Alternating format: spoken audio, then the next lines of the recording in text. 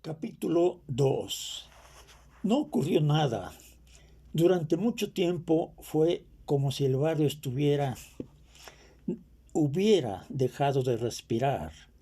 No pasó un transeúnte, no circularon coches, ni una sola persona entró ni salió de ninguna casa.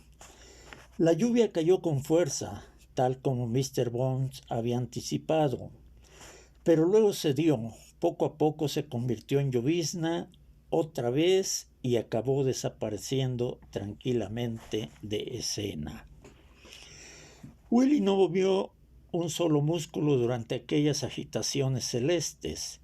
Seguía con las piernas abiertas y la espalda apoyada en la fachada del ladrillo, los ojos cerrados y la boca entreabierta, y de no haber sido por el herrumbroso y chirriante sonido que salía intermitentemente de sus pulmones, Mr. Bones bien podría haber supuesto que su amo ya estaba en el otro mundo.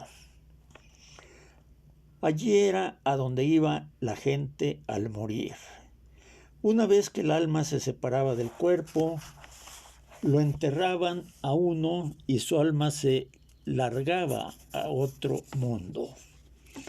Willy había insistido sobre eso durante las últimas semanas, y en la mente del perro ya no cabía duda de que el otro mundo era un sitio que existía de verdad. Se llamaba Tombuctú, y por lo que Mr. Bones podía colegir, se encontraba en medio de algún desierto, lejos de Nueva York y de Baltimore, lejos de Polonia y de cualquier otra ciudad que hubiese visitado a lo largo de sus viajes. En un momento dado, Willy lo describió como un oasis de espíritus. En otro momento dijo: donde termina el mapa del mundo es donde empieza Tombuctú. Por lo visto, para llegar allí había que atravesar a pie un inmenso reino de arena y calor, un territorio de eterna nada. Mr. Bones tenía la impresión de que sería un viaje muy penoso y difícil, pero Willy le aseguró que no era así, que no se tardaba más que un abrir y cerrar de ojos en hacer todo el trayecto. Y cuando se llegaba, decía, una vez que se cruzaban las fronteras de aquel refugio, ya no había que preocuparse de comer ni de dormir por la noche, ni de vaciar la vejiga. Se estaba en armonía con el universo. Se era una partícula de antimateria alojada en el cerebro de Dios. Mr. Bones no llegaba a imaginarse lo que sería en un sitio así, pero Willy hablaba de ello con tan vivo deseo, con tan dulce emoción resonando en su voz, que el perro acabó por abandonar sus dudas. Tombuctú. Y ahora, hasta el sonido de aquella palabra era suficiente para hacerlo feliz. La directa combinación de vocales y consonantes rara vez dejaba de conmoverle en lo más profundo del alma, y siempre que aquellas tres sílabas fluían musicalmente del labio de su amo, sentía en todo su ser una oleada de gozoso bienestar, como si la palabra solo fuera una promesa, la garantía de un futuro mejor. Daba igual que hiciera mucho calor, no importaba que no hubiera nada que comer, ni que beber, ni que oler. Sí, allí era a donde iba Willy. Allí era a donde él querría ir, cuando le llegara el momento de despedirse de este mundo. Lo justo sería que en el más allá le permitieran vivir con la misma persona que en el más acá. Las fieras salvajes sin duda tendrían su propio Tombuctú, selvas gigantescas en las que podría vagabundear libremente sin la amenaza de cazadores y tramperos bípedos. Pero los leones y los tigres eran diferentes de los perros y no tenían sentido juntar en la otra vida a los mansos y a las fieras. El fuerte devoraría al débil y en un momento no quedaría vivo un solo perro. Por allí todos los habrían pasado otra vez a mejor vida, aún más allá del más allá. ¿Y qué sentido tendría organizar así las cosas? Si había alguna justicia en el mundo, si el dios perro tenía alguna influencia sobre lo que ocurría a sus criaturas, entonces el mejor amigo del hombre se quedaría junto al hombre después de que ese hombre y ese mejor amigo hubieran estirado las dos patas. Y más aún, en Tombuctú los perros serían capaces de hablar el lenguaje del hombre y conversar con él en pie de igualdad. Eso era lo que dictaba la lógica. Pero, ¿quién sabía si la justicia o la lógica harían más mella en el otro mundo que la que hacían en este? En cierto modo, a Willy se le había olvidado mencionar la cuestión, y como el nombre de Mr. Bond no había salido a reducir una sola vez, ni una sola, en todas sus conversaciones sobre Tombuctú, el perro seguía a oscuras sobre el destino que le esperaba después de su propio fallecimiento. Y si Tombuctú resultaba ser uno de los sitios con lujosas alfombras y elegantes antigüedades, y si no admitían animales, parecía imposible, pero Mr. Bond había vivido lo suficiente para saber que todo era posible, que continuamente ocurrían cosas imposibles. Quizá esa fuese una, y en ese quizá planeaba una multitud de terrores y sufrimientos, un increíble horror que le atenazaba cada vez que pensaba en ello.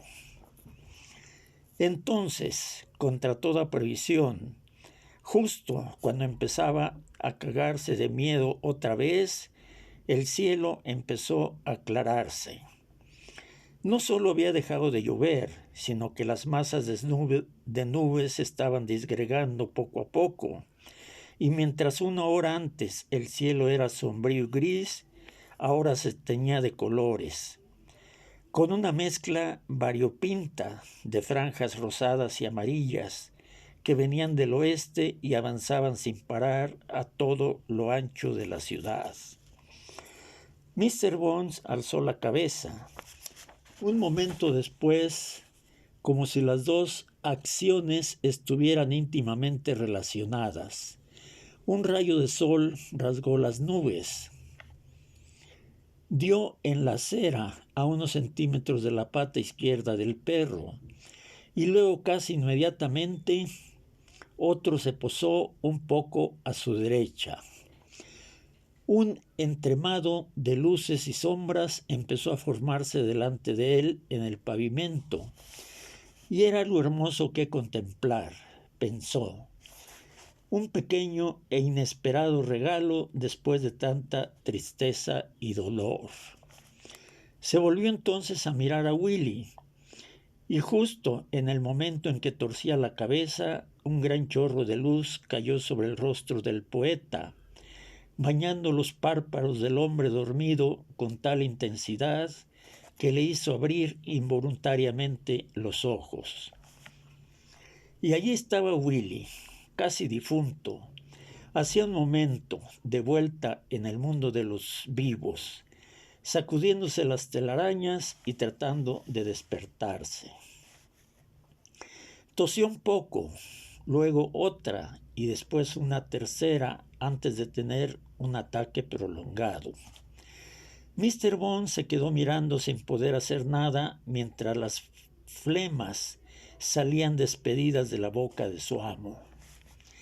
Algunas aterrizaban en la camiseta de Willy, otras en la cera, y otras, las más flojas, resbalaban, le chorreaban despacio por la barbilla. Allí se quedaban atrapadas como fideos en la barba, y mientras proseguía el acceso, marcado por violentas sacudidas, espasmos y contracciones, se balanceaban de un lado a otro en una danza frenética y sincopada. Mr. Bond se quedó pasmado ante la ferocidad del ataque. Seguro que era el último, se dijo para sus adentros. Sin duda era más de lo que nadie podía soportar. Pero a Willy le quedaban fuerzas, y cuando se limpió la cara con la manga del saco y logró recobrar el aliento, sorprendió a Mr. Bond con una amplia sonrisa, casi beatífica. Con mucha dificultad cambió de postura para estar más cómodo, recostándose contra la fachada de la casa y estirando las piernas. Cuando su amo quedó inmóvil de nuevo, Mr. Bones apoyó el hocico en su muslo derecho. Willy alargó el brazo y le empezó a acariciar la cabeza, y entonces el corazón destrozado del perro recobró un poco la calma. Solo era un alivio pasajero, desde luego, nada más que una ilusión, pero eso no significaba que no fuera buen remedio. «Presta atención, ciudadano Chucho», dijo Willy. «Esto ya ha empezado. Todo se desmorona. Las cosas se desvanecen una a una y solo quedan extraños detalles, elementos sin importancias, de hechos ocurridos hace bastante tiempo. Ni mucho menos lo que yo esperaba. Pero no puedo decir que esté asustado. Un poco triste, quizá, algo molesto de tener que hacer mutis tan pronto, pero sin cagarme en los pantalones como me imaginaba. Haz las maletas, amigo. Vamos camino de la ciudad del adiós y no podemos volver atrás. ¿Me sigues, Mr. Bones? ¿Estás conmigo? Mr. Bones lo seguía y Mr. Bones estaba con él. Ojalá pudiera resumírtelo en unas pocas palabras escogidas, prosiguió el moribundo, pero no puedo. Epigramas con garra, suscitadas perlas de sabiduría, Polonio pronunciando sus palabras de despedida. No soy capaz de eso, ni prestes ni pidas prestado. Una puntada a tiempo ahorra 100. Hay mucho barullo en la azotea, amigo Bones, y debe ser paciente con mis divagaciones y digregaciones. Parece que la confusión en mi estado natural. Incluso ahora, cuando entro en el valle de las sombras de la muerte, mis pensamientos se empantanan en la porquería de antaño. Esa es la cuestión, se ignore. Todo ese revoltijo en mi cabeza, el polvo y los cachivaches, los inútiles trastos que caen de los estantes abarrotados. En efecto, señor, la triste verdad es que soy un bruto con muy poco cerebro. Como prueba te ofrezco el retorno del acondicionador capilar Odell. Esa historia terminó hace 40 años y ahora, en el último día de mi vida, me vuelve a la cabeza. Ansío ideas profundas y lo único que consigo es esa información mediocre, ese microparpadeo en la pantalla de la memoria. Mi madre me lo daba en el pelo cuando yo era pequeño, una simple criaturita. Lo vendían en las peluquerías del barrio con un frasco de cristal transparente así de grande. Tenía el pico negro, me parece, y en la etiqueta había una foto de un niño que sonreía como un idiota.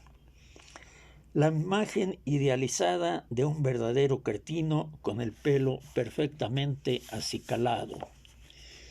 Ni un remolino en aquel cabezón, ningún titubeo en la raya de aquel tipo tan guapo. Yo tenía 5 o 6 años y mi madre me lo aplicaba todas las mañanas con la esperanza de que llegara a parecerme a su hermano gemelo. Aún puedo oír el glu glu de esa porquería al salir del frasco. Era un líquido blancuzco, traslúcido, pegajoso al tacto. Una especie de esperma aguado, supongo, pero ¿quién sabía esas cosas entonces? Probablemente lo fabricaban con adolescentes contratados para que se le hicieran chaquetas en unos recipientes. Así se hacen las fortunas en nuestro país. A 1 centavo la producción, a $1 la venta, calcula lo demás. Así que mi madre polaca me frotaba el cuero cabelludo con el acondicionador Odell, me peinaba los bucles rebeldes y luego me mandaba a la escuela con la cara de ñoño del niño del frasco.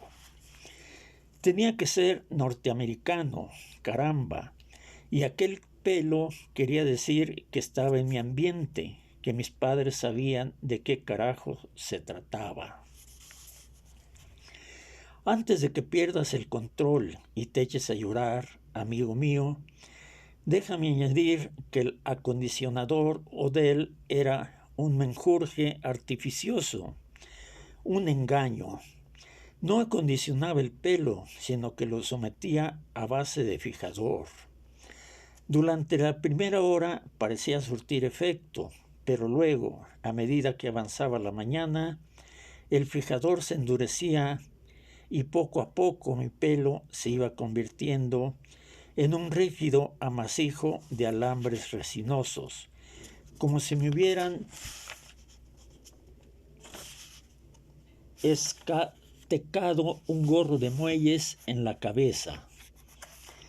Resultaba tan extraño el tacto que no podía dejarlo en paz.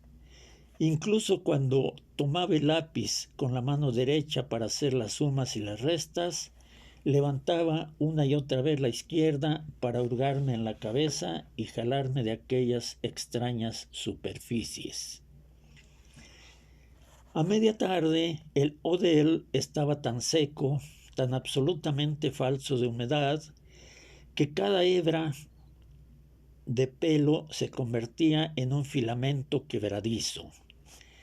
Ese era el momento que esperaba, la cual de que el último acto de la farsa estaba a punto de comenzar. Deslizaba los dedos hasta la raíz de los cabellos y, uno por uno, los tomaba entre el dedo pulgar y el corazón y jalaba hacia arriba, con suavidad, muy despacio, pasando las uñas por toda la longitud del pelo. ¡Ah, qué satisfacción tan enorme, tan inmensa! Todo aquel polvo cayendo a mi alrededor. Tormentas, tempestades, remolinos de blancura. No era tarea fácil, te lo aseguro, pero poco a poco se esfumaba hasta la última huella de Odell. Desaparecía la incomodidad y cuando sonaba el último timbrazo y el profesor nos mandaba a casa, el cuero cabelludo me hormigueaba de felicidad.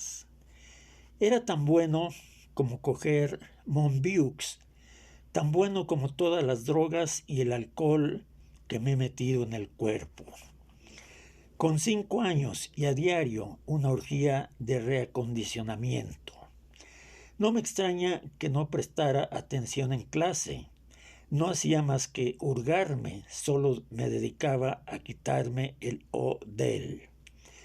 Pero ya es suficiente, ya basta de este tedio. Basta de este tedeum. El acondicionador capilar es solo una punta del iceberg Y así continúo con esas bobadas de la infancia. Nos podemos pasar 16 horas aquí. Y no tenemos tiempo para eso, ¿eh? Ni siquiera para el aceite de ricino, ni para el requesón, ni para los atoles apelmazados, ni para el chicle Black Jack. Todos hemos crecido con esas tonterías, pero es agua pasada, ¿no? Y de todas formas, ¿qué más da? Papel pintado, eso era. Música de fondo. Polvo del espíritu de la época sobre el mobiliario mental. Recuerdo 51,000 detalles, pero ¿y qué? Ni a ti ni a mí nos servirá de nada entender. Eso es lo que busco, colega, la clave del rompecabezas, la fórmula concreta al cabo de 4 décadas largas de andar a tientas en la oscuridad. Y esas cosas todavía siguen atravesándose en mi camino. Si me atragantan hasta en el momento de exhalar mi último aliento. Retazos inútiles de información, recuerdos superfluos, pelusa de molinillos. Todo es viento y humo, muchacho, un vientre lleno de gases. La vida y época de R. Mood, Eleanor Rigby, Rumpelstiltskin. ¿Quién carajo quiere saber quiénes son esos? Los Pep Boys, los Reed Brothers, Rory Calhoun, el Capitán Video y los Four Tops, las Andrews Sisters, Life y Luke, los Bobbsey Twin. Una lista interminable, ¿no? Henry James y Jesse James, Frank James y William James, James Joyce, Joyce Carey, Gary Grant, son cucharillas de cóctel e hilo dental, chicle, dentine y donas de miel. Quita Dana Andrews y Dixie Dogan, añade luego a Damon Runyo y en el demonio del ron por si fuera poco.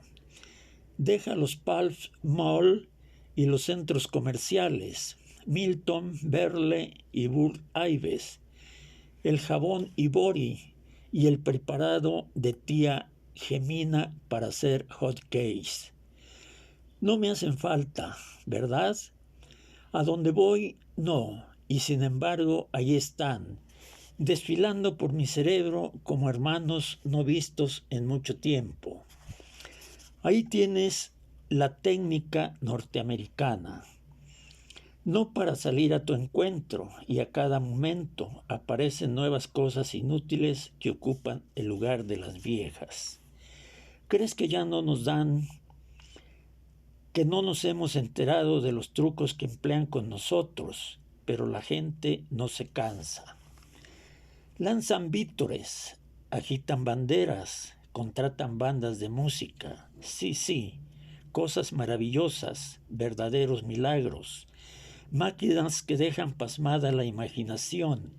Pero no debemos olvidar, no olvidemos que no somos los únicos en el mundo.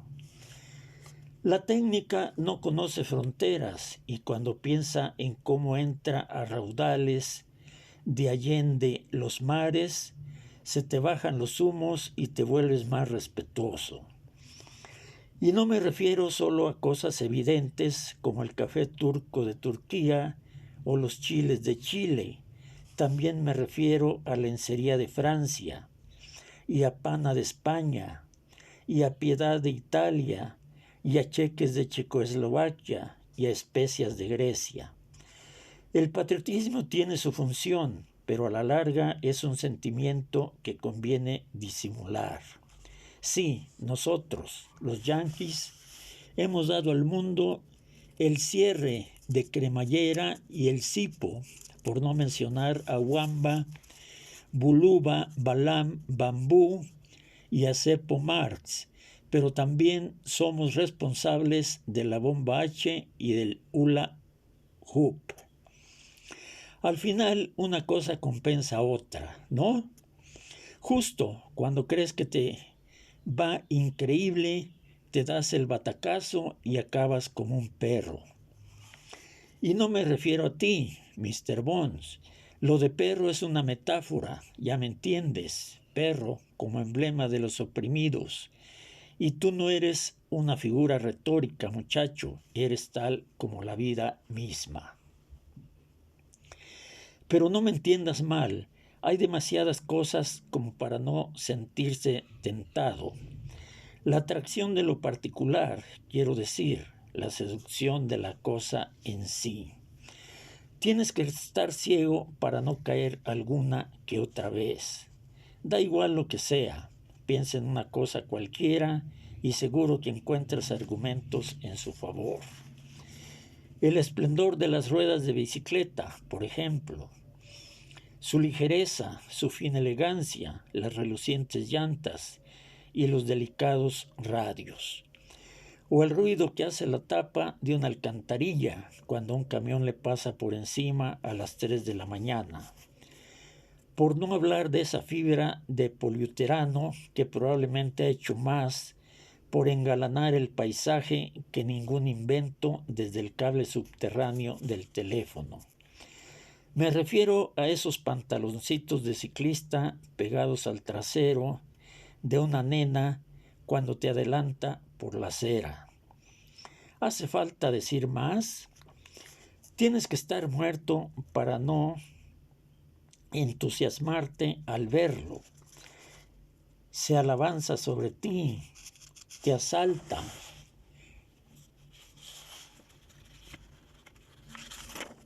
Te da vueltas en la cabeza hasta que se funde en una pasta densa y mantecosa. Vasco de Gama con sus pantalones abombados. La boquilla de Franklin Delano Roosevelt. La empolvada peluca de Voltaire. Cunegunda. Fíjate en lo que pasa al pronunciarlo. Fíjate en lo que dices cuando lo piensas. Cartografía, pornografía, taquigrafía, estentorios, balbuceos, fulanas episcopales, paletitas y copos de avena escarchados. Reconozco que he sucumbido a los encantos de esas cosas tan fácilmente como cualquiera. No soy en modo alguno superior a la chusma con la que me he codeado durante tantos años. Soy humano, ¿no? Y eso me convierte en un hipócrita aún mejor. A veces te quedas tan pasmado que no tienes más remedio que agachar la cabeza. Aparece una persona con una idea que a nadie se le había ocurrido antes. Una idea tan simple y perfecta que te sorprende que el mundo haya logrado sobrevivir sin ella. La maleta con ruedas, por ejemplo. ¿Cómo hemos tardado tanto? Durante 30,000 años hemos llevado a cuestas nuestra carga, esforzándonos y sudándonos, mientras nos trasladábamos de un sitio a otro. Y lo único que sacábamos era dolor de espalda, trastornos musculares y agotamiento. Y es que teniendo la rueda no era tan difícil, ¿verdad? Eso es lo que me asombra. ¿Por qué hemos tenido que esperar a fines del siglo XX para que ese chunche apareciera? Aunque solo fuera por eso, fijándose en los patines y sumando 2 y 2, alguien debería de haber establecido la relación. Pero no, pasan 50, 75 años y la gente sigue cargando con las maletas por aeropuertos y estaciones de tren cada vez que sale de casa para ir a Poughkeepsie a visitar a tía Rita. Te lo aseguro, amigo mío, las cosas no son tan simples como parecen. La inteligencia humana es un instrumento apático y muchas veces no sabemos cuidar de nosotros y de nuestros asuntos mejor de lo que hace el más insignificante gusano bajo la tierra. Haya hecho lo que haya hecho, yo nunca me he conformado con ser un gusano. Me he lanzado, me he desmandado, me he remontado a las alturas, y por muchas veces que me ha estrellado contra el suelo, siempre me he puesto en pie para volver a intentar. Incluso ahora, cuando empieza a envolverme la oscuridad, mi mente aguanta y no tira la toalla. La tostadora transparente, camarada, se me apareció hace 2 o 3 noches en una visión y desde entonces no se me quita la idea de la cabeza. ¿Por qué no poner el mecanismo al descubierto?, me dije, para ver cómo el pan blanco se vuelve dorado, para observar la metamorfosis sin impedimentos. ¿De qué sirve meter ahí el pan y ocultarlo a la vista con ese feo acero inoxidable? Lo imagino de cristal transparente, con las resistencias anaranjadas brillando en su interior.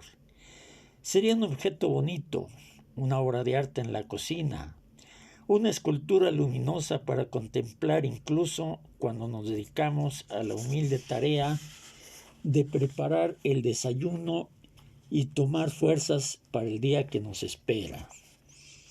Cristal diáfano, resistente al calor.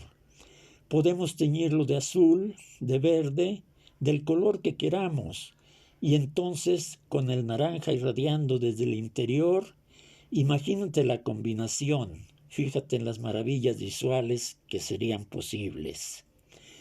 Hacer pan tostado se convertiría en un acto religioso, en una emanación de lo inmaterial, una forma de oración. Santo Dios, ojalá tuviera fuerzas para trabajar en ello, para sentarme a dibujar unos planos, para perfeccionar el invento y ver hasta dónde llegábamos con él. Eso es lo que siempre he soñado, Mr. Bones, mejorar el mundo, llevar un poco de belleza a los grises y monótonos rincones del alma. Se puede hacer con una tostadora, con un poema, y se puede hacer tendiendo la mano a un desconocido. Da igual cómo se haga. Dejar el mundo un poco mejor de como lo has encontrado. Eso es lo máximo a que se puede aspirar un hombre. Ok, ríete si quieres. Si digo bobadas, pues las digo y listo. No viene mal ponerse grandilocuente de vez en cuando. ¿Que parezco un idiota? Puede que sí, pero mejor eso que la amargura, digo yo. Mejor seguir el ejemplo de Santa Claus, de pasarte la vida presa del engaño, si sé lo que estás pensando. No tienes que decirlo, oigo las palabras en tu cabeza. Menger, y no te lo voy a discutir. ¿A qué viene todo ese desconcierto?, ¿te preguntas? ¿Por qué esos bandazos de un lado a otro? ¿Esos revolcones en el polvo? ¿Ese arrastrarse durante toda la vida hacia la aniquilación? Haces bien en preguntarte todo eso. Yo también me he hecho muchas veces esa pregunta, y la única respuesta que he encontrado es justo la que no resuelve nada. Porque lo he querido así, porque no he tenido elección, porque no existen respuestas para preguntas como esas. Nada de disculpas entonces, siempre he sido una criatura imperfecta, Mr. Bones. Un hombre lleno de contradicciones e incoherencia, arrastrado por demasiados impulsos. Por un lado, pureza de corazón, bondad, leal ayudante de santa. Por otro lado, un hocicón con manías, un nihilista, un payaso borracho. Y el poeta, pues aparecía en medio de todo eso, supongo, en el hueco entre lo mejor y lo peor de mí. Ni el santo ni el borracho gracioso. El hombre que oía voces en la cabeza, el que alguna vez lograba escuchar las conversaciones de piedras y árboles, el que de cuando en cuando era capaz de convertir en palabras la música de las nubes. Que se apiaden de mí, no por haber sido el más tiempo, pero nunca he estado en Italia, desgraciadamente el país donde se produce la piedad. Y si uno no puede pagar los pasajes, no tiene más remedio que quedarse en casa. Aunque tú nunca me has visto en mi mejor momento, Sir Oso, y lo siento. Lamento que solo me hayas conocido en mi decadencia. Era muy distinto en los viejos tiempos, antes de que mi entusiasmo se fuera apagando y me ocurriera este desperfecto en el motor. Nunca quise ser un vagabundo. No era eso lo que tenía pensado hacer. No era eso lo que soñaba para el futuro. Recoger botellas vacías en contenedores de reciclado. No entraba en mis planes. Echar un chorro de agua en los parabrisas. No entraba en mis planes.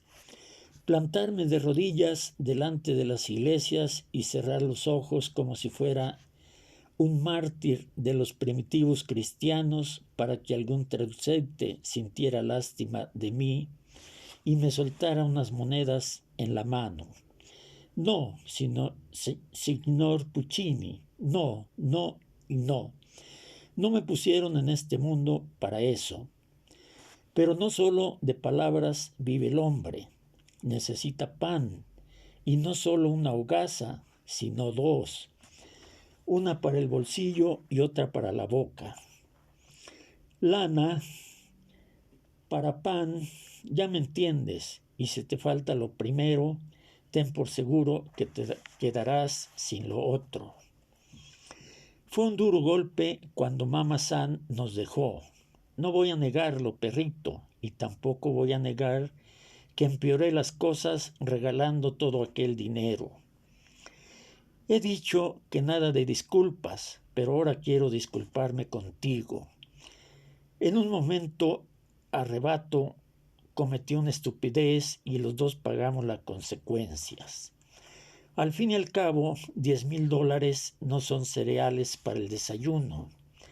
Dejé que me resbalaran entre los dedos y contemplé cómo el fajo se desperdigaba en el viento. Y lo curioso es que no me importó. Me gustó portarme como un pez gordo, alardeando de mi fortuna, como un bobo derrochador. Don Altruismo, soy el señor Altruismo, el único y verdadero Alberto Verissimo, el hombre que tomó el seguro de vida de su madre y se deshizo hasta del último céntimo.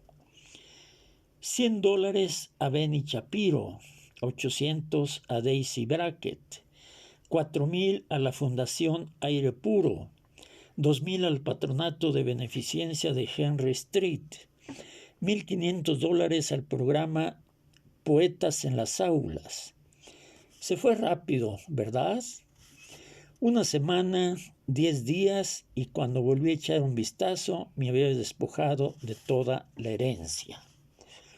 Bueno, vaya, como vino se fue, según suele decirse, ¿y quién soy yo para pensar que podría haber obrado de otra manera? Llevo la temeridad en la sangre, el impulso de hacer lo que nadie haría, resistirme al dinero irresistible, eso es lo que hice. Era mi única oportunidad de presentar batalla o cerrar el pico, de demostrarme a mí mismo que me creía lo que había estado haciendo durante todos aquellos años. Así que cuando llegó la lana no lo dudé. Me resistí al dinero. Quizá saliera jodido del asunto, pero eso no significa que fuese en vano. El orgullo cuenta para algo, al fin y al cabo, y si me apuras me alegro de no haberme echado atrás. Crucé la plancha, la recorrí hasta el final, salté. No me importaron los monstruos marinos que esperaban abajo. Sé quién soy, como Popeye el marino nunca dijo, y por una vez en la vida supe exactamente lo que estaba haciendo. Lástima que tuvieras que sufrir tú, desde luego. Una pena que acabáramos tocando fondo. Lástima que perdiéramos nuestro refugio de invierno y tuviéramos que arreglarnos solos en situaciones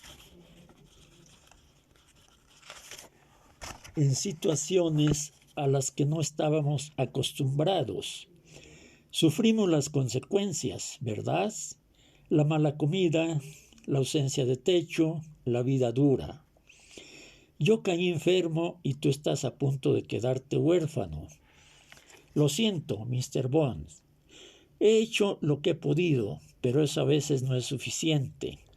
Si pudiera volver a ponerme en pie unos minutos más, a lo mejor se me ocurría algo. Colocarte en algún sitio, hacer algo práctico, pero estoy en las últimas. Siento que me abandonan las fuerzas y las cosas se desvanecen una a una. Aguanta conmigo, perro.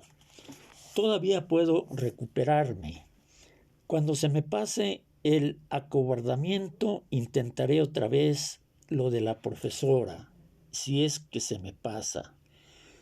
Si no, seré yo quien pase.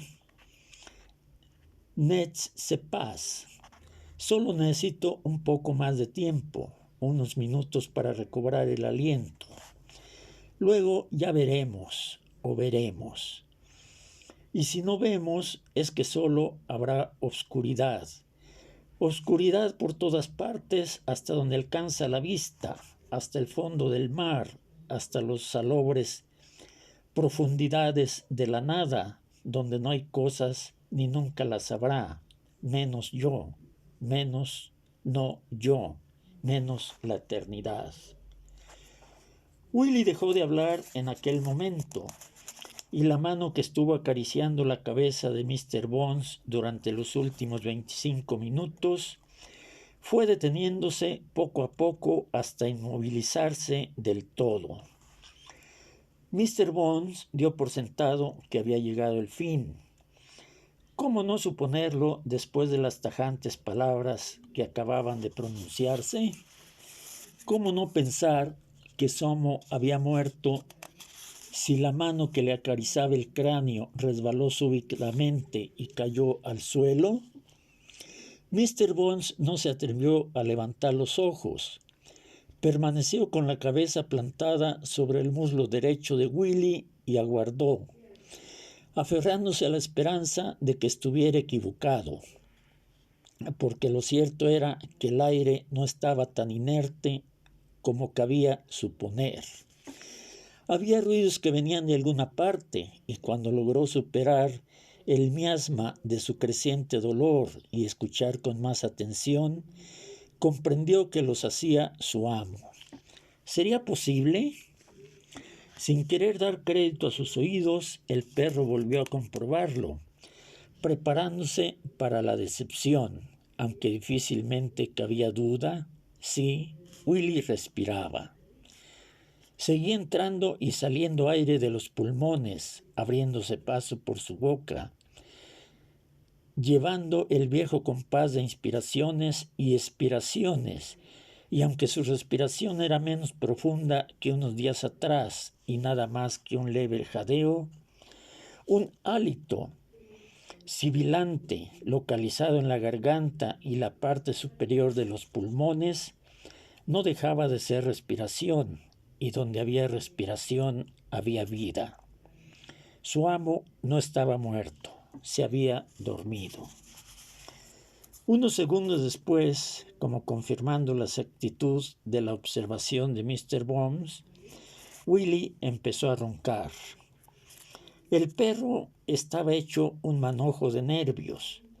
Entre el miedo y la desesperación las había pasado negras, y al comprender que se había concedido un aplazamiento, que la hora de la verdad se había retrasado un poco, casi cayó fulminado de agotamiento.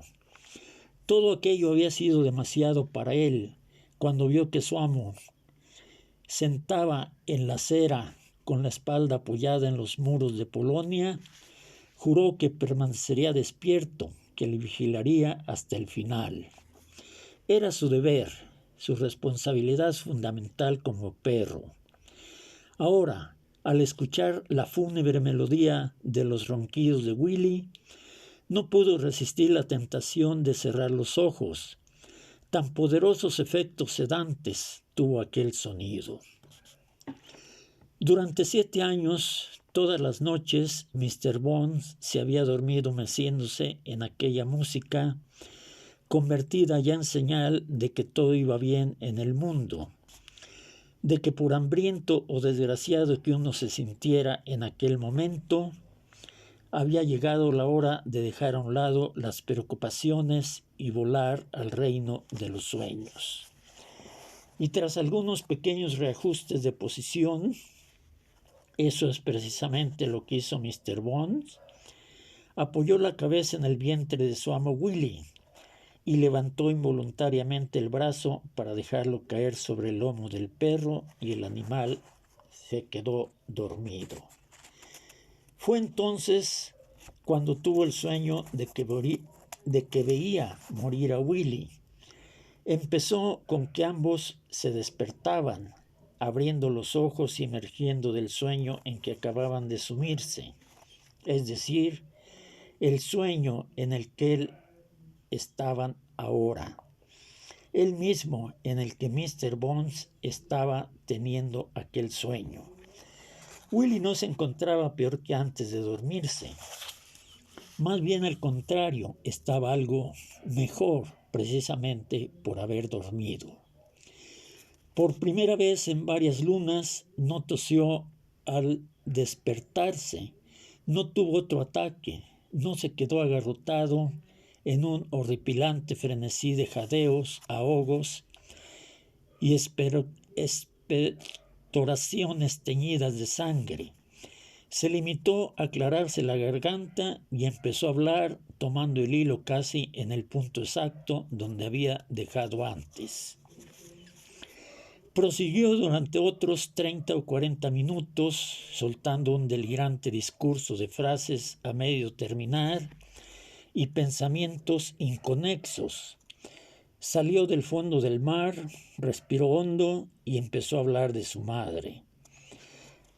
Hizo una lista de las virtudes de Mama San, contrarrestada con una lista de sus defectos, y luego pidió perdón por todos los sufrimientos que pudiera haberle infligido. Antes de pasar a otro tema, recordó el talento de su madre para arruinar los chistes, divirtiendo a Mr. Bones con simpáticos ejemplos de su infalible don, para olvidarse en el último momento de cómo acababan. Luego numeró otra lista de un tirón, esta de todas las mujeres con las que se había acostado, descripción física incluida, siguiendo con una larga diatriba contra los peligros del consumismo. Y entonces de pronto se lanzó a una disquisición sobre las virtudes morales de la vida sin hogar, que acabó con una sentida apología por haber arrastrado a Mr. Bones hasta Baltimore, con lo que había resultado un viaje inútil. Se me olvidó añadir la letra G. Digo, no he venido a buscar a Bea Swanson. He venido a dar mi canto del cisne. E inmediatamente después se puso a recitar un poema, una oración al invisible demiurgo que estaba a punto de reclamar su alma, compuesto al parecer en aquel mismo momento. Su primera estrofa decía más o menos así: oh Señor de 10,000 mazmorras y altos hornos de martillo pulverizador y mirada de armadura, sombrío Señor de pirámides y minas de sal, maestro de dunas y peces voladores, escucha el balbuceo de tu humilde siervo que agoniza en las orillas de Baltimore y va camino a lo desconocido. Cuando el poema acabó, fue sustituido por más lamentos y fugas, más divagaciones imprevisibles sobre una serie de temas. La sinfonía de olores y por qué fracasó el experimento. Happy Felton y la banda del agujero. ¿Quién coño era ese? Y el hecho de que los japoneses consumían más arroz cultivado en Norteamérica que en Japón. De ahí pasó los altibajos de su carrera literaria, revolcándose durante varios minutos en una ciénaga de quejas reprimidas y enfermiza autocompasión. Para animarse, luego un poco hablando de su compañero de cuarto en la universidad, él mismo que lo había llevado al hospital en 1968, un tipo llamado Onster o algo así, que había escrito varios libros mediocres y una vez prometió a Willy que encontraría una editorial para sus poemas, solo que Willy nunca le envió el manuscrito, claro está. Y así quedaron las cosas, aunque al menos se demostró que podría haber publicado si hubiera querido. Simplemente no quiso y ya está. Y de todos modos, ¿a quién carajo le importaban aquellas tonterías jactanciosas? Lo importante era hacer cosas, no el destino que se les diera después. Y en lo que a él se refería, ni siquiera los cuadernos que estaban en el locker del Greyhound tenían más valor que un pedo o una lata vacía de jotes. Que los quemaran, lo mismo le daba, que los tiraran a la basura, que los pusieran en los excusados, para los cansados viajeros se limpiaran el culo. Para empezar, no tenía que haber cargado con ello hasta Baltimore. Un momento de debilidad, eso era lo que había sido. Un movimiento de última hora en el inmundo juego del ego, que es el único al que todo el mundo pierde, el único al que no se gana nunca. Después de eso permaneció unos momentos en silencio, maravillado, ante el alcance de su propia amargura, y luego soltó una espasmódica carcajada, burlándose valerosamente de sí mismo y del mundo que tanto amaba. De ahí volvió a Onster, poniéndose a contar una historia que su amigo le había narrado muchos años antes sobre un setter inglés que había visto en Italia y que escribía frases en una máquina de escribir para perros. Inexplicablemente, Willy estalló en sollozos después de eso, y luego empezó a reprocharse no haber enseñado a leer a Mr. Bones. ¿Cómo podía haber descuidado un asunto tan fundamental? Ahora que el perro estaba a punto de quedarse solo, abandonado, le harían falta todos los recursos de que pudiera disponer. Y Willy le había fallado. No había hecho nada para facilitarle una nueva situación. No le dejaba ningún dinero, ni comida, ni medios para enfrentarse a los peligros que le esperaban. El bardo no paraba de darle a la lengua, pero a Mr. Bones no se le escapaba palabra y oía el discurso de Willy con la misma claridad que si estuviera despierto. Eso era lo más extraño del sueño. No había distorsiones, ni interferencias, ni súbitos cambios de canales. Todo parecía real, y aunque estaba dormido, aunque soñaba que oía aquellas palabras, en el sueño estaba despierto, y por eso, cuando más tiempo llevaba dormido, más despierto se sentía. A la mitad de las cábalas de Willy sobre las actitudes caninas para la lectura, se detuvo frente a la casa de Poe, una patrulla del que bajaron dos hombres corpulentos vestidos de uniforme. Eran dos polis de caderas anchas, blanco uno y negro el otro.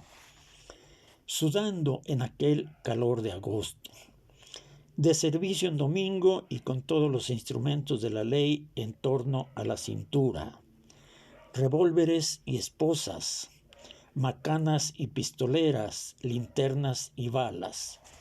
No hubo tiempo para hacer un inventario completo, pues en cuanto salieron del coche, uno de los agentes empezó a hablar con Willy. No puedes estar ahí, hombre. ¿Te vamos a mover o qué? Y en ese momento Willy se volteó, miró a los ojos de su amigo y dijo: lárgate, Bosney, no dejes que te agarren. Y como Mr. Bones comprendió que iba en serio, que de pronto había llegado el temido momento, dio un lametazo a la cara de Willy, se despidió con un breve gemido mientras su amo le daba una palmadita en la cabeza por última vez y se fue, lanzándose a toda velocidad por la calle Amity Norte tan rápidamente como sus patas le permitían. Oyó la voz de alarma de uno de los polis que gritaba detrás de él: Frank, atrapa el perro, atrapa el puto perro, Frank. Pero no se paró hasta llegar a la esquina a unos 25-30 metros de la casa. Para entonces Frank había abandonado la idea de perseguirlo. Cuando se volteó a ver lo que pasaba con Willy, Mr. Bond se encontró con que el poli blanco regresaba despacio hacia la casa.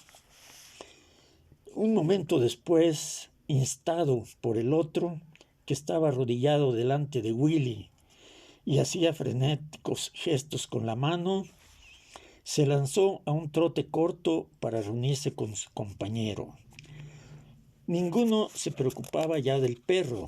Había que atender a un hombre agonizante, y a Mr. Bones no le pasaría nada mientras se mantuviera a prudente distancia. De modo que se quedó vigilando en la esquina, jadeando profundamente después de la corta carrera, casi sin aliento. Muy tentado estuvo de abrir la boca y lanzar un aullido, de soltar uno de sus sombríos gemidos lunáticos que lavan la sangre, pero contuvo el impulso, sabiendo perfectamente que no era momento de desahogar su dolor. A lo lejos vio al poli negro que de pie junto al coche hablaba por radio. Una respuesta amortiguada, cargada de electricidad estática, llenó la calle vacía. El poli volvió a hablar y siguió otra ráfaga de palabras incomprensibles, otra descarga de ruidos e incoherencias. Se abrió una puerta del otro lado de la calle y alguien salió a ver lo que pasaba. Una mujer en bata, con la cabeza llena de tubos de color rosa. Dos niños salieron de otra casa, un chico de unos 9 años y una niña de unos 6, ambos descalzos y en shorts. Entretanto no podía ver a Willy, que seguía echado en el mismo sitio donde Mr. Bond lo había dejado, oculto por la ancha y descomunal silueta del poli blanco. Pasaron unos minutos, luego otros más, y después, debilitado por la distancia, se oyó el sonido de una sirena que se aproximaba. Cuando la ambulancia blanca dobló por la calle Amity Norte y se detuvo ante la casa, ya se había congregado un grupo de una docena de personas que miraban con las manos en los bolsillos o de los brazos cruzados.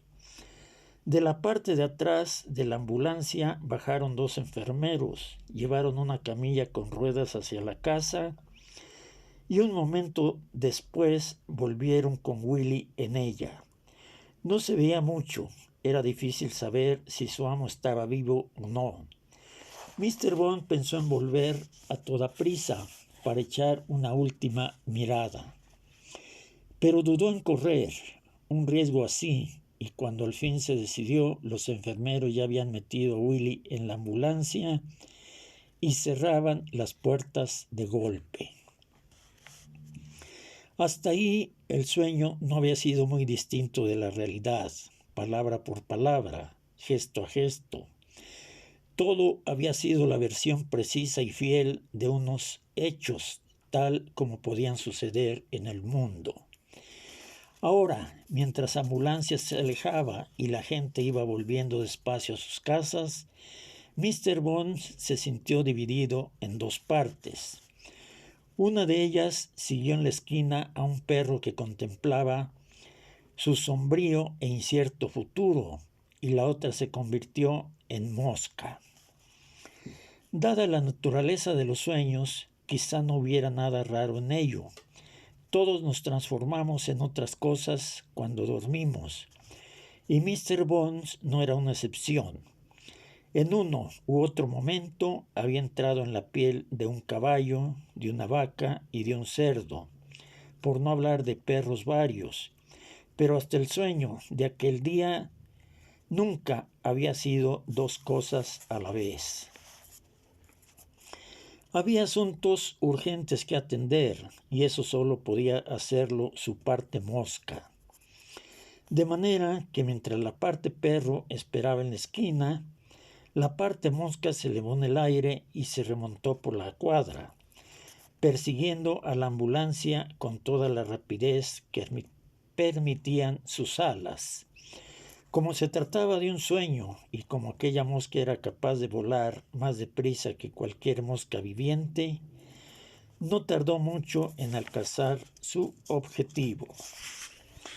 Cuando la ambulancia dobló la esquina de la siguiente calle, ya se había agarrado a la manivela de la puerta trasera y de esa forma viajó con Willy hasta el hospital, sus 6 patas pegadas a la superficie ligeramente oxidada de la parte exterior de la manivela, rogando que no se la llevaran el viento.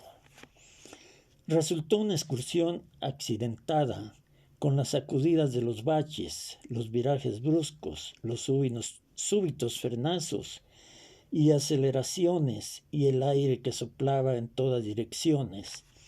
Pero logró sujetarse y cuando la ambulancia se detuvo frente a la entrada de urgencias del hospital, 8 o 9 minutos después, no perdió la serenidad. Se despegó de la manivela justo cuando uno de los enfermeros iba a agarrarla, y entonces, en el momento en que se abrieron las puertas y bajaron a Willy en la camilla, sobrevoló la escena a 1 metro de altura, observando el rostro de su amo desde su condición de manchita discreta. Al principio no supo que Willy estaba vivo o muerto, pero una vez que lo sacaron del todo la camilla y las ruedas tocaron el suelo, el hijo de la señora Guberich abrió los ojos. No mucho quizá, solo una rendija para dejar que entrara un poco de luz y ver lo que pasaba. Pero aquel parpadeo fue suficiente para que a la mosca le diera un vuelco el corazón. Bea Saxon, balbuceó Willy. Calvert 316. Tengo que llamarla pronto. Tengo que darle la llave. Vida o muerte. Asunto de... No te preocupes, dijo uno de los enfermeros. Nosotros nos encargamos de eso, pero no hables ahora. No gastes energías, Willy. Willy, eso significaba que les había dicho su nombre en la ambulancia y sí había hablado. A lo mejor no estaba tan mal como parecía, lo que a su vez suponía que con todas las medicinas adecuadas y el tratamiento apropiado, quizás acabara saliendo de aquella. O eso pensaba la mosca en el sueño, es decir, el propio Mr. Bones. Y como era un testigo parcial de los acontecimientos, no debe molestarnos que se consolara con ilusiones de última hora, aun cuando ya no hubiese la menor esperanza. Pero, ¿qué saben las moscas? ¿Y qué saben los perros? Y ya que estamos, ¿qué saben las personas? Ahora todo estaba en manos de Dios y lo cierto era que no había vuelta atrás. Sin embargo, en las 17 horas que faltaban ocurrió toda una serie de hechos extraordinarios.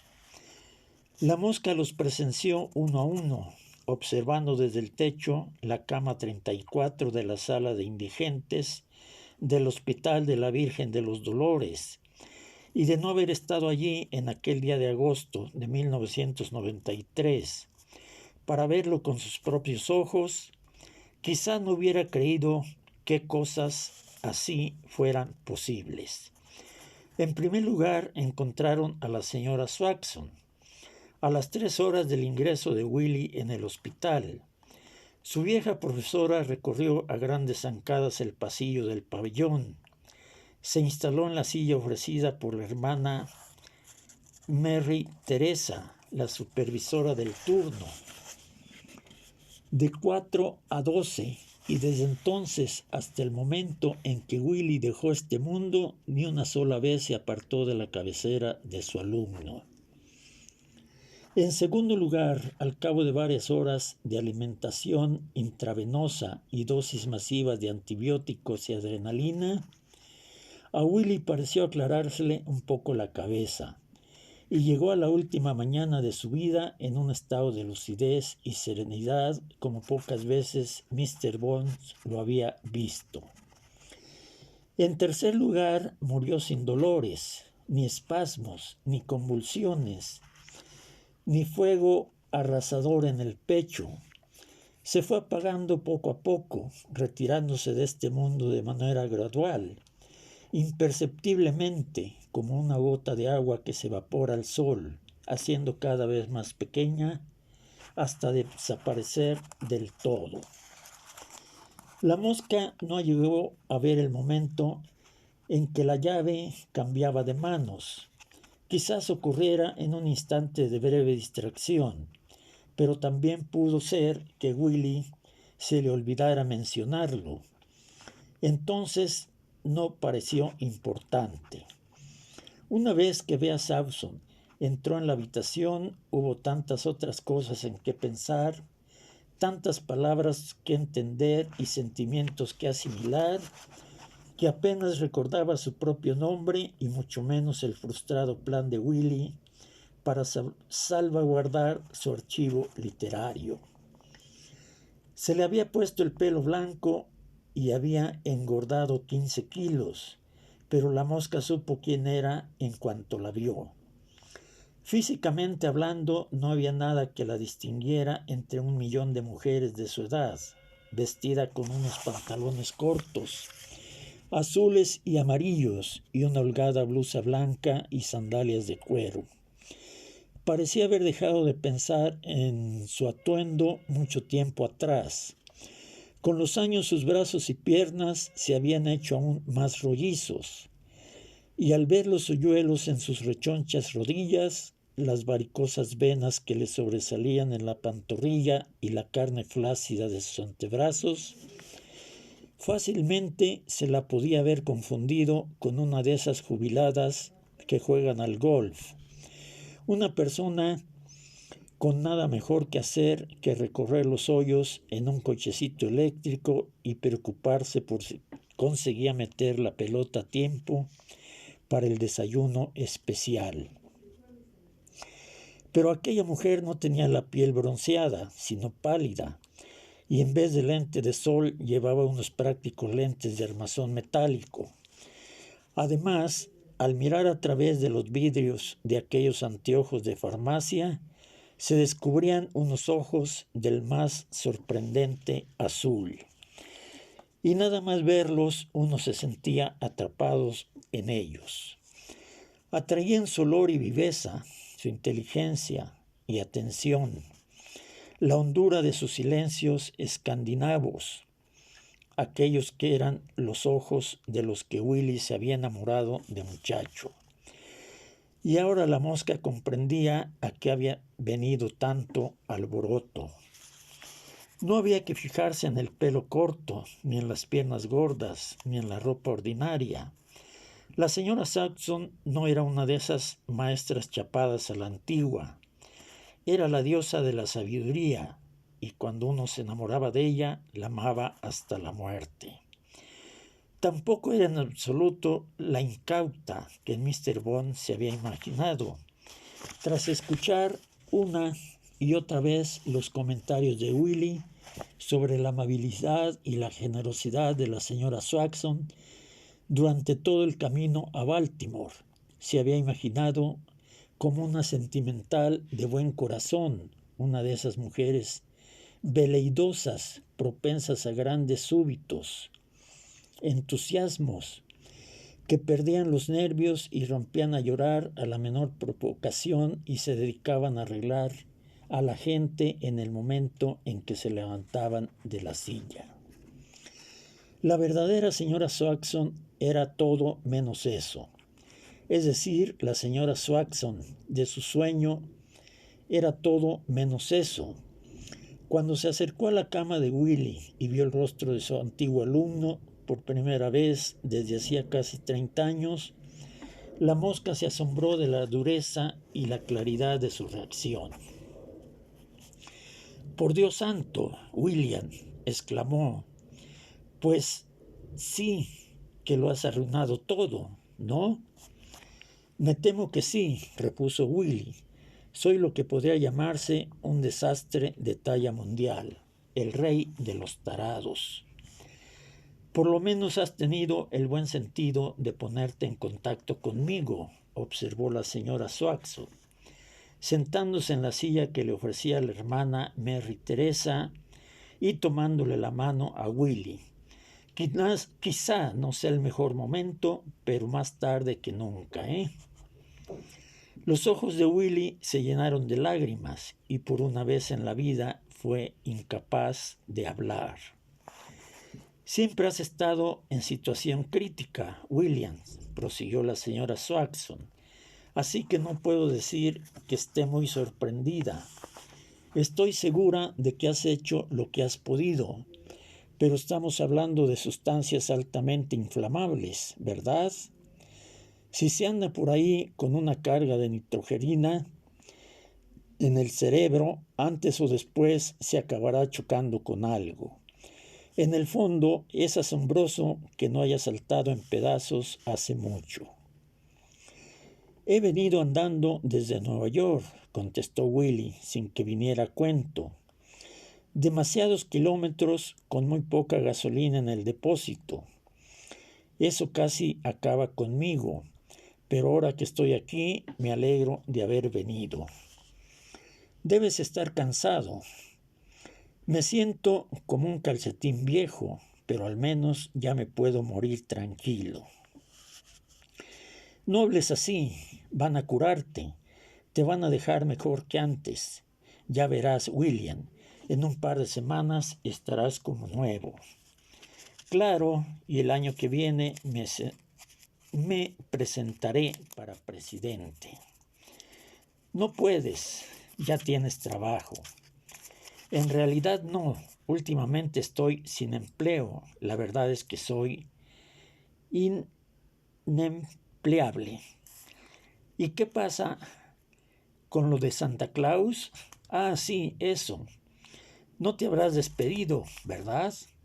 Cuando me escribiste aquella carta parecía un contrato para toda la vida». «Sigo estando en nómina. Ya llevo más de 20 años en plantilla. Debe ser un trabajo duro». «Sí que lo es, pero no me quejo. Nadie me ha obligado a hacerlo. Firmé por mi propia voluntad y nunca me he arrepentido. Aunque eran jornadas interminables y en todo ese tiempo no he tenido un solo día libre. Pero, ¿qué quiere que haga? No es fácil hacer buenas obras.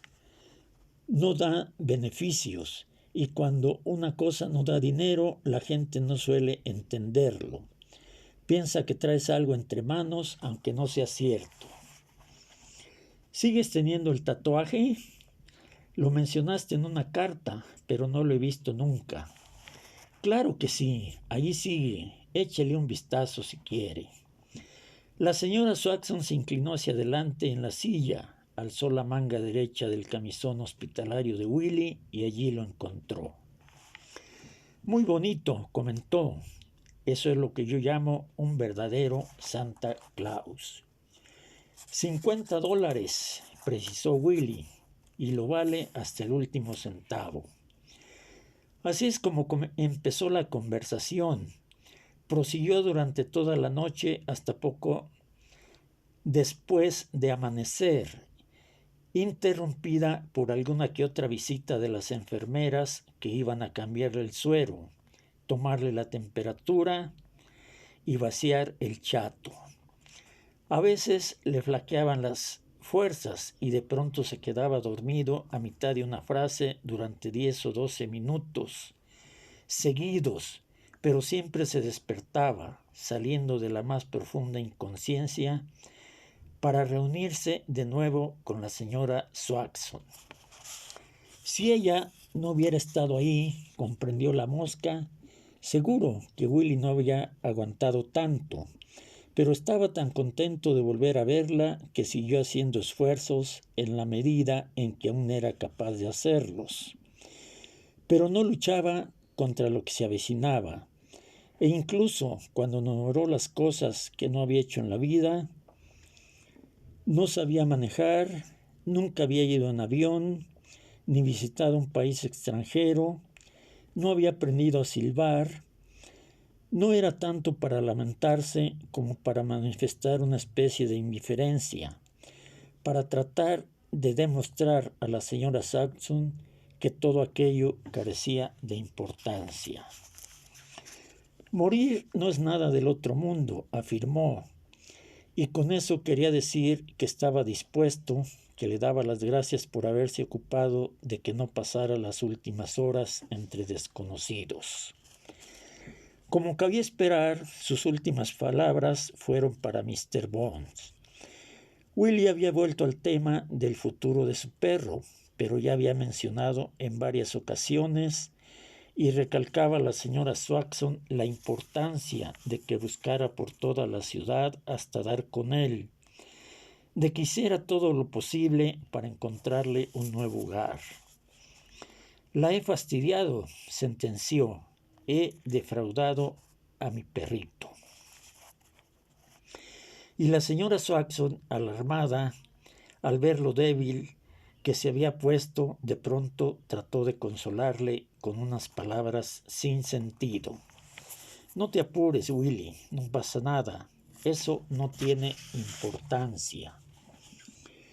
Y Willy, incorporándose con un último esfuerzo, logró alzar la cabeza y decir: sí que la tiene, es muy importante. Y entonces, de golpe, se le acabó la vida. La hermana Margaret, la enfermera de servicio a aquella hora, se acercó a la cama y le tomó el pulso. Como no se lo encontró, sacó un espejito del bolsillo y lo puso frente a la boca de Willy.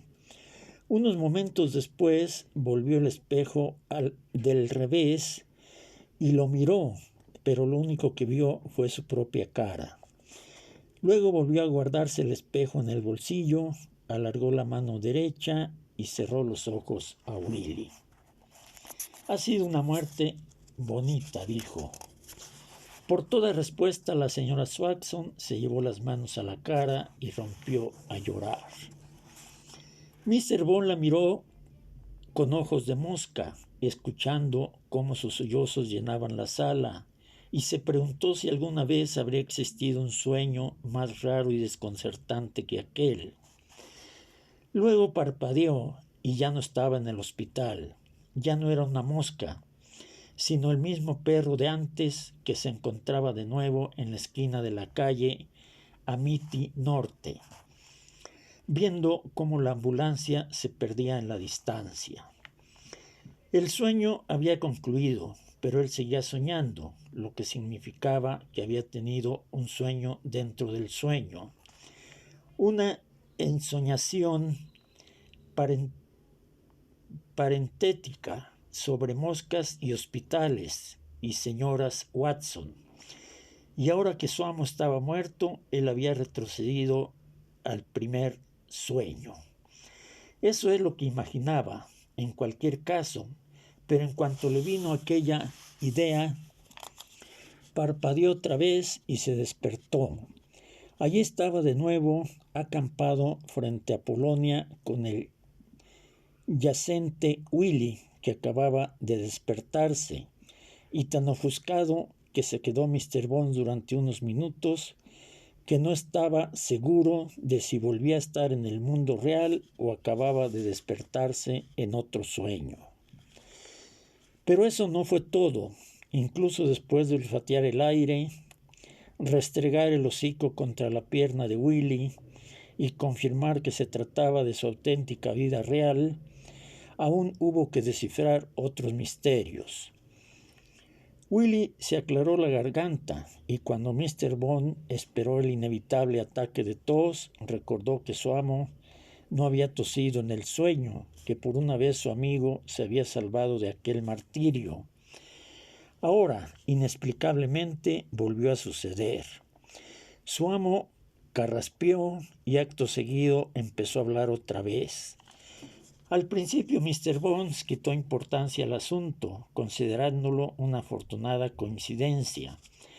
Pero cuando Willy siguió hablando, pasando impetuosamente de una a otra parcela de sus pensamientos, el perro no pudo dejar de observar la semejanza entre las palabras que estaba escuchando y las que acababa de oír en el sueño. No es que fueran exactamente las mismas, al menos no creía que lo fueran, pero se parecían mucho, eran muy parecidas. Uno por uno, Willy mencionó todos y cada uno de los temas que habían surgido en el sueño, y cuando Mr. Bones comprendió que seguían exactamente el mismo orden de antes, sintió que un escalofrío le recorría la espina dorsal. Primero, Mama-san y los tristes frustrados. Luego, el catálogo de aventuras sexuales. Después, las diatribas y las disculpas. El poema, las batallas literarias, todo el rollo. Cuando le llegó a la historia de su compañero de cuarto sobre el perro que sabía escribir a máquina, Mr. Bond se preguntó si se estaba volviendo loco. ¿Había vuelto a soñar lo mismo o es que el sueño era simplemente una versión previa de lo que estaba pensando ahora? Parpadeó, esperando despertarse. Volvió a pestañear y tampoco ocurrió nada. No podía despertarse porque ya estaba despierto. Aquella era la auténtica vida real y como la vida solo se vive una vez, supo que ahora habían llegado verdaderamente al final. Comprendió que las palabras que salían de labios de su amo eran últimas que pronunciaría Willy. Yo no estaba presente, decía el bardo, pero tengo confianza en quien lo vio. En todos los años que fuimos amigos, nunca vi que se inventara historias. No tiene mucha imaginación y quizás sea ese uno de sus problemas como escritor. Primero decir, pero como amigo te cuenta siempre la verdad porque es muy bueno. Bonita expresión, aunque no sé por qué la empleo. Solo sé de un burro que contaba historias en el cine. Donald O'Connor, El Ejército, 3 o 4 películas tontas que me tragué de pequeño, aunque ahora que me acuerdo era una mula. Una mula en el cine y un caballo en la tele. ¿Cómo se llamaba aquel programa? Mr. S. Maldita sea, yo estoy otra vez. Que no me libro de esas tonteras. Mr. Ed, Mr. Moto, Mr. Mago, aún siguen ahí, toditos y cada uno de ellos. Mr. a la mierda, pero estoy hablando de perros, ¿no? De perros, no de caballos, y tampoco de perros que hablan. No me refiero a los de esas historias en las que un tipo entra en un bar y apuesta los ahorros de toda su vida a que su perro es capaz de hablar y nadie le cree. Y entonces el perro no llega ni a abrir la boca, y cuando luego su amo le pregunta por qué, el perro dice que porque no se le había ocurrido nada que decir. No, al perro parlante de esos chistes tontos, sino al perro que escribía a máquina y que mi amigo vio en Italia cuando tenía 17 años. Eso es Italia. El meollo de la cuestión, Italia, tierra de la chispa y la gracia, otro país donde nunca he estado. Su tía se había ido a vivir unos años antes. No se sabe por qué, y él fue a pasar 2 semanas con ella. Eso es un hecho, y lo que da verosimilitud al asunto es que el perro no era el tema central de la historia.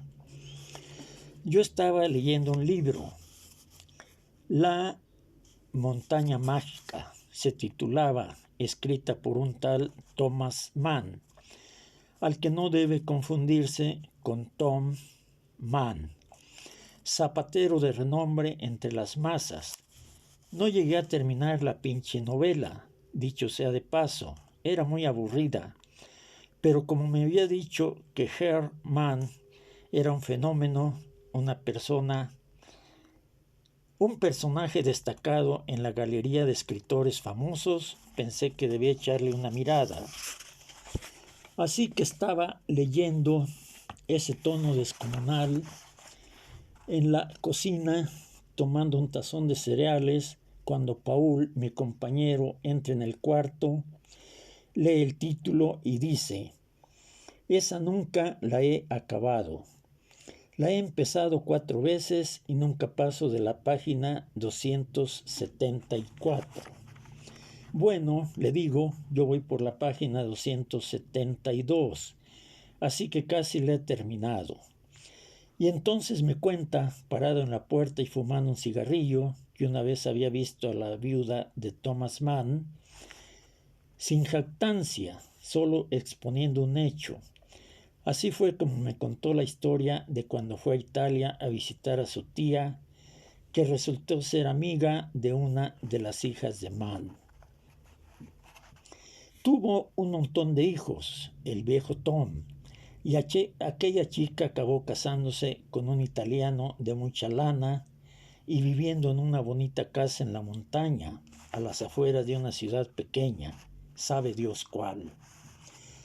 Un día invitaron a Paul y a su tía a comer en aquella casa, y allí estaba la madre de la anfitriona, la viuda de Thomas Mann, una anciana de pelo blanco, sentada en una mecedora con la mirada perdida.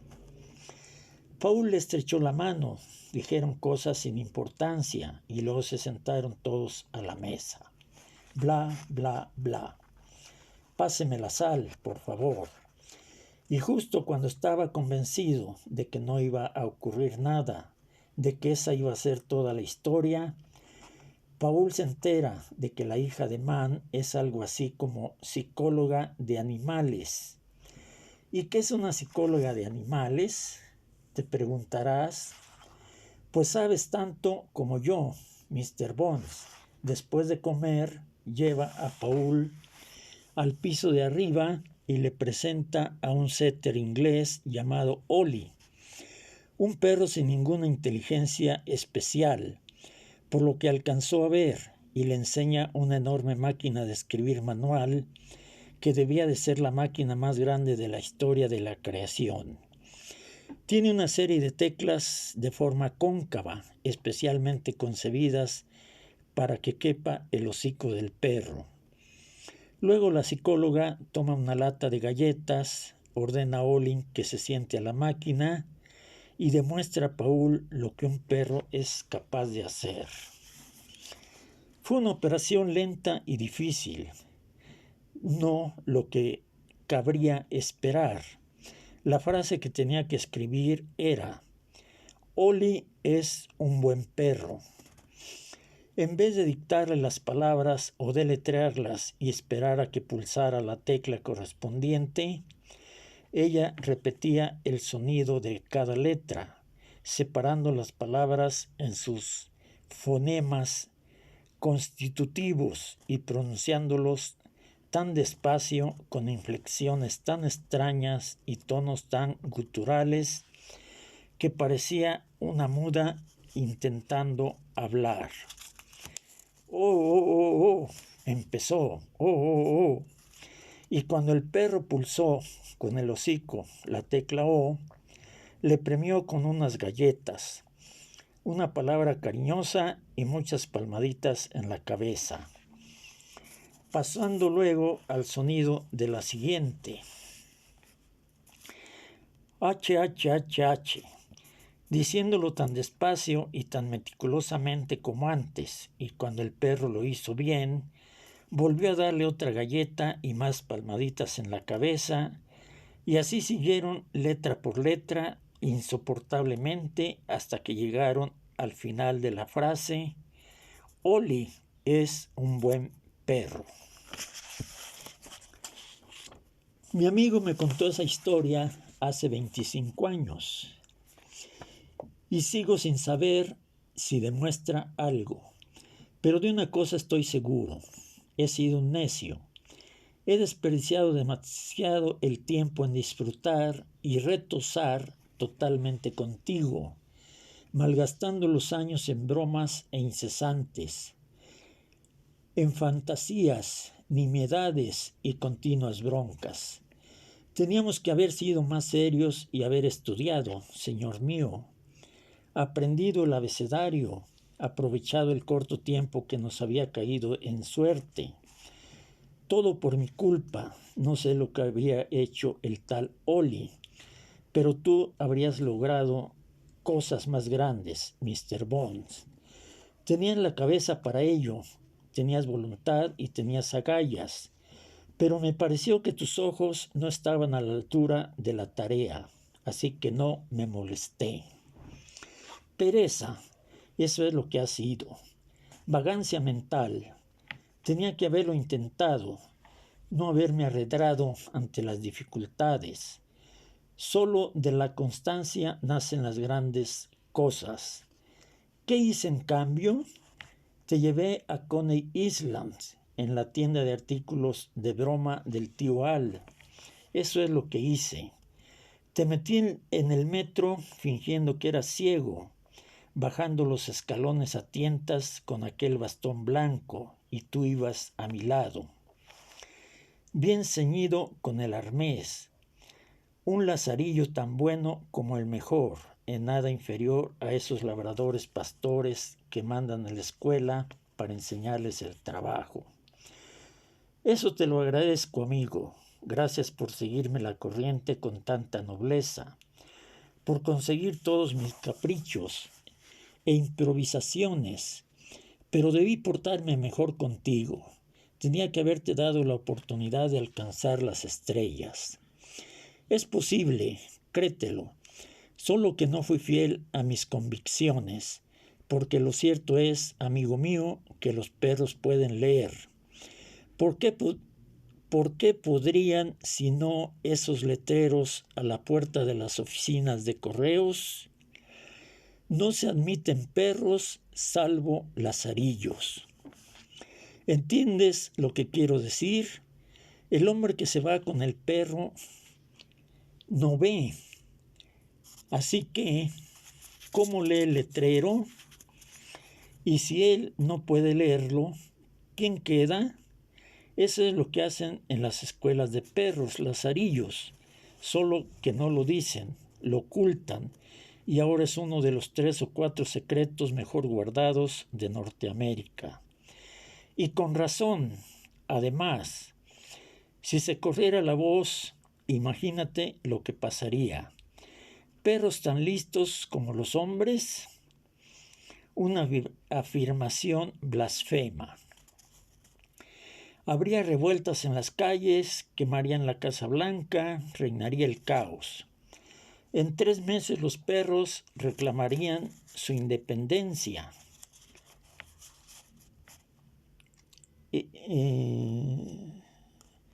se convocarían delegaciones, se entablarían negociaciones y acabarían arreglando el asunto cediendo Nebraska, Dakota del Sur y la mitad de Kansas.